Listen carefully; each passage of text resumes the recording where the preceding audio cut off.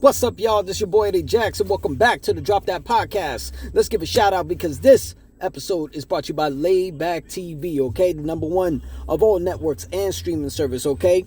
It's over 10,000 channels, movies on demand, every sports channel. You can watch everything, including the NFL playoffs, only $25 a month, and it's compatible on your iPhones, Androids, and your Fire Sticks, okay? Now let's get to some wrestling talk.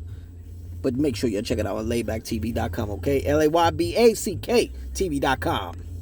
Oh, shit. Wrestling talk, baby. This shit is fucking crazy.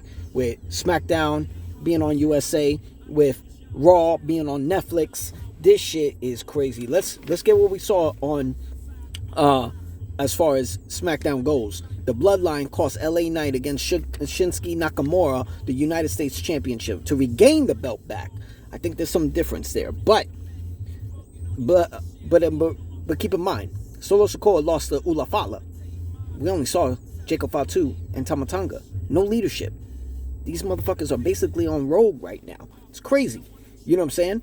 Plus, we got to see the American Nightmare, also WWE Champion Cody Rhodes, teaming up with Jimmy Uso, taking on Jacob Fatu and Tama Tonga. Now, things are starting to rumble, you know.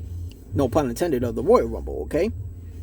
You got Cody defending, his position as far as helping Roman and helping Jimmy and helping Jay and so forth. You know what I'm saying?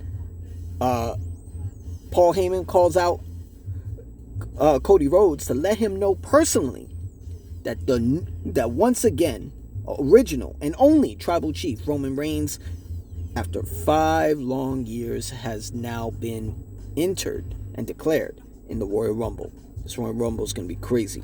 Now, it's a warning because if he wins, he's coming after Cody in that championship. So, are we going to get a Roman versus Cody part 3? I mean, we don't get granted these trilogies a lot. If we're being honest, we don't. Sometimes we do. I mean, WrestleMania 23, Undertaker versus Batista. We got it at WrestleMania. We got it at Backlash. No, we didn't even get a trilogy for that. It didn't even go all the way. Who did, though? Oh, WrestleMania 21, Batista versus Triple H, right? Batista won a trilogy because they went against at Backlash and they went against at Vengeance. Trilogy was complete. You know, years later, they had a 4th match. Triple H won, but very rare we get these trilogies. I mean, we did get it for The Rock and Stone Cold Steve Austin, WrestleMania 15, 17, 19. Every 2 years, you know. I mean, out of that trilogy, the rematch at WrestleMania 17 was my favorite. That was just incredible at WrestleMania 17. But I don't know. Do I want a trilogy? I mean, it was good to have it for a first time. Both their families come a long way. Their feuds go a long way. When Cody was dashing Cody Rhodes and Roman was part of the Shield. I mean, it come a long fucking way. To see that at WrestleMania 39 was very interesting.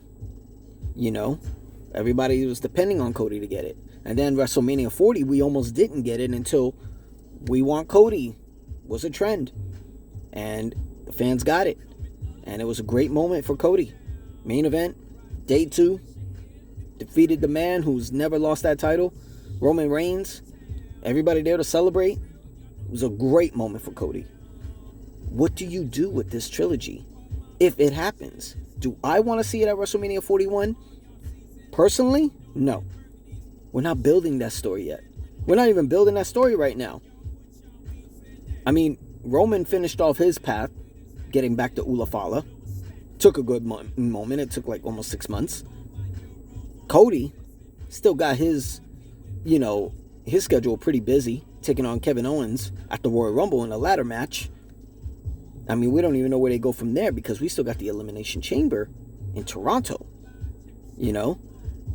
So, it's interesting, you know, and KO stepped in there during Cody and Paul Heyman's promo to state some facts.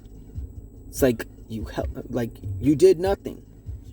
You know what I'm saying? Like, you want him to be back in charge, and he was just spitting facts. You guys should go see the highlights of it. Kevin was spitting facts on what the hell is Cody really doing. I don't really know. Maybe he wants him to get back in power so they can do it again. Who knows? But moving on. Bayley defeats Bianca Belair, Naomi, and Nia Jax in a fatal 4-way for the number 1 contendership against new WWE Women's Champion Tiffany Stratton. It's Tiffy time! Now, I do like it that we're not doing this whole rerun thing with Bianca again. Naomi, I don't know. Maybe they itching to see if she can get back that moment. Nia Jax, I mean, I don't even understand why Nia was even in that match. I mean, she's held the title since SummerSlam. Okay, defended it. Gave the rematch to Bayley. I mean, she was Queen of the Ring. You know, it's been it didn't 2024 didn't start off good for Nia Jax, but it damn sure halfway through it ended completely great for her. I mean, she was able to go into the following year and go into New Year's with the Women's Championship. I don't even see why she got to fight her way back to number 1 contendership. She should be a guaranteed rematch, but what do I know? Maybe she's sliding out so Tiffany could get her moment. I'm interested to see. I mean, Tiffany Stratton and Bayley has done this before. They did it last year at Backlash when they were triple threating against Naomi. It'll be interesting. Maybe this is a moment to get Tiffany, over and having Bayley. I mean, Bayley can't go away. Once again, number 1 contender to that championship that she lost at SummerSlam. So I want to see how that goes. Moving on, Raw. Holy shit. The promo of all promos. We had plenty of promos with CM Punk and Drew McIntyre, right? We had plenty of promos with Drew McIntyre and Seth Rollins. We had plenty of promos with CM Punk and Seth Rollins. We're getting it again. But this time all 3. CM Punk, Seth freaking Rollins, and Drew McIntyre. All in the ring. Outstanding fucking promo. Great opening for Raw. Like, holy shit. And what did we get? We got at the end of results. Look at everybody that we got for this year's fucking Royal Rumble match. Okay? It's going to go down at Lucas Oil Stadium for the Indianapolis Colts, their home stadium, in Indianapolis, Indiana. Holy shit. This Royal Rumble, like, I'll be honest. 2 years ago, when Cody won, it was okay. It was okay.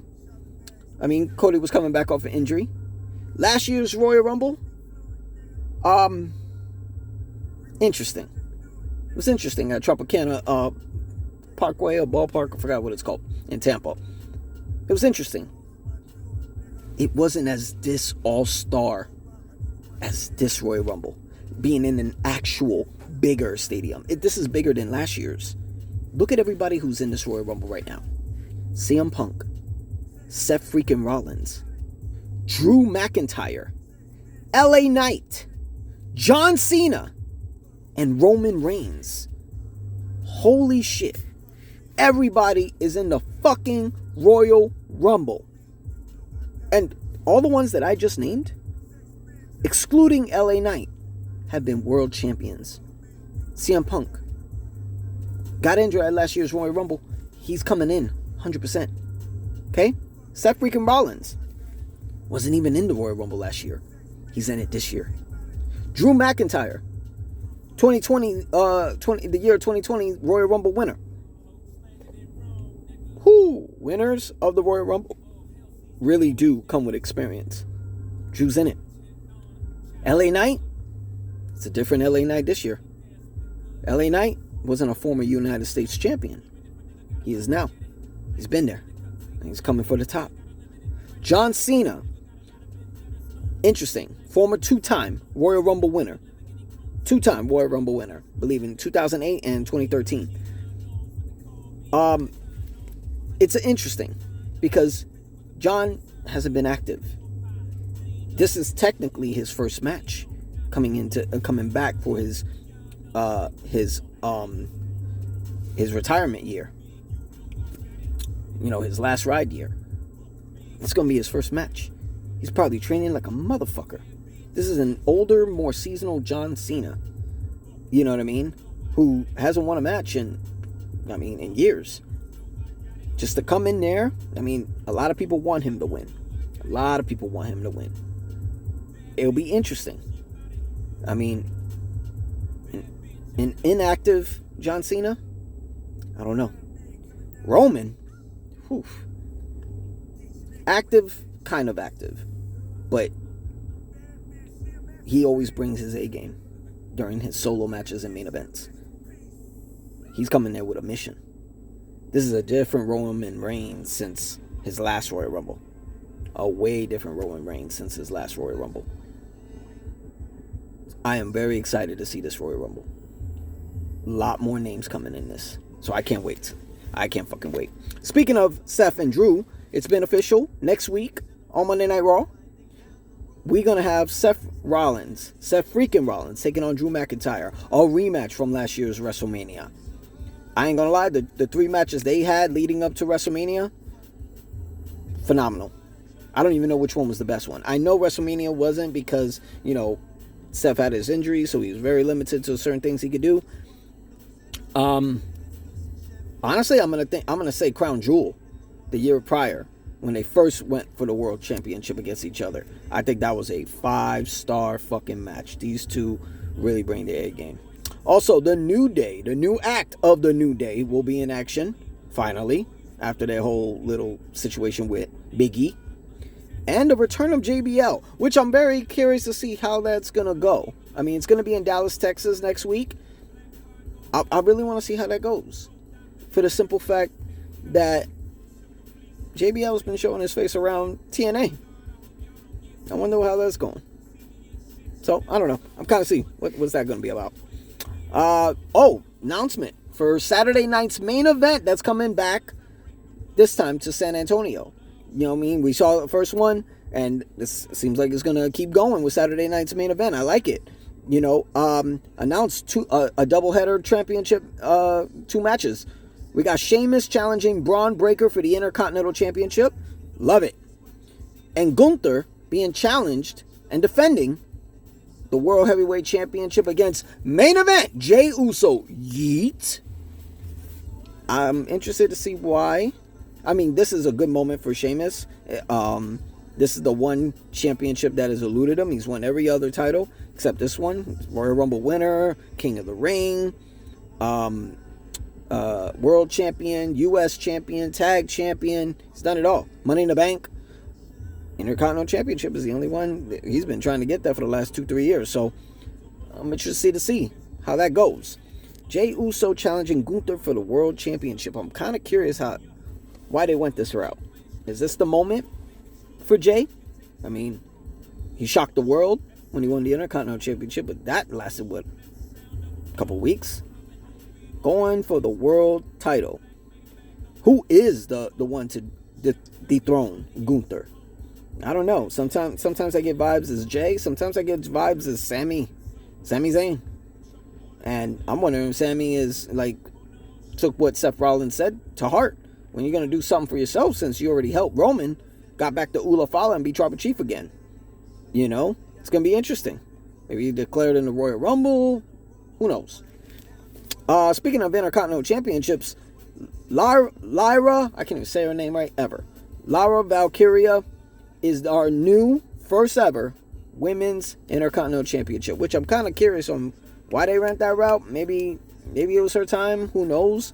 The fans wanted Dakota Kai. Maybe she'll get it eventually.